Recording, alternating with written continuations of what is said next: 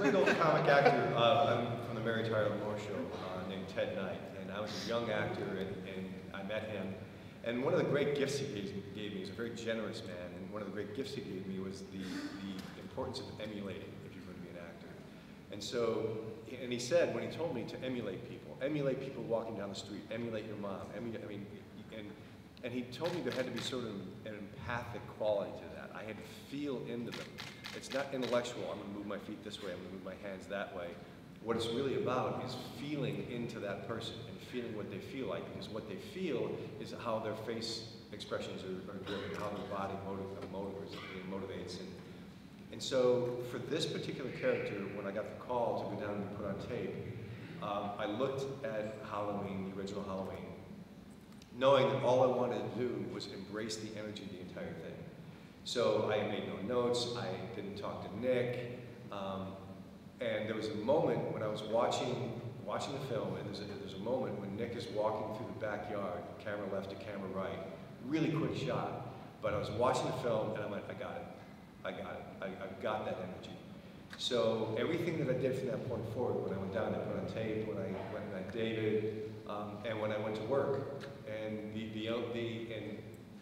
David and I had a nice conversation about cat-like movements when he called me, and we talked about the way David envisioned the movie and these cat-like movements, and I was really fully resonating with that already.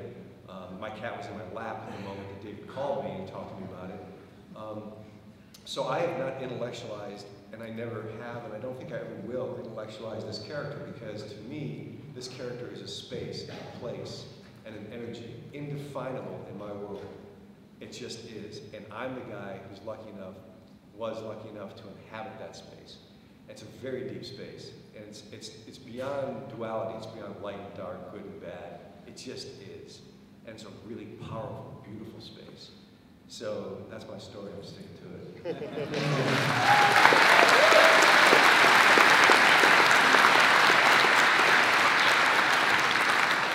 This is where I lived with Michael Myers. David, Malik, and all those guys, Ryan, they were clear on what they wanted. They wanted someone to come in who was in the age range and had a certain physicality.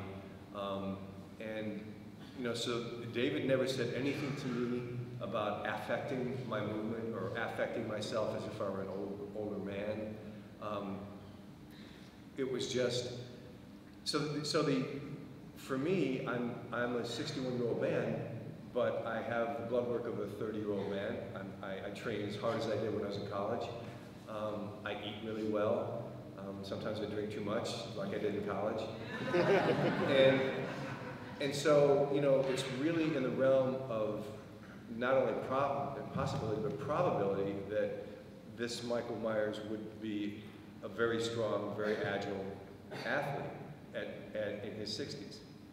And I think tapping into the deeper vibration of what it means to be a human is something that the Michael Myers character does, because he is boundless. And most human beings are bound by their thoughts and by their belief systems and by their fears. Michael Myers doesn't live in that world. It's just a place of being. Thanks, man.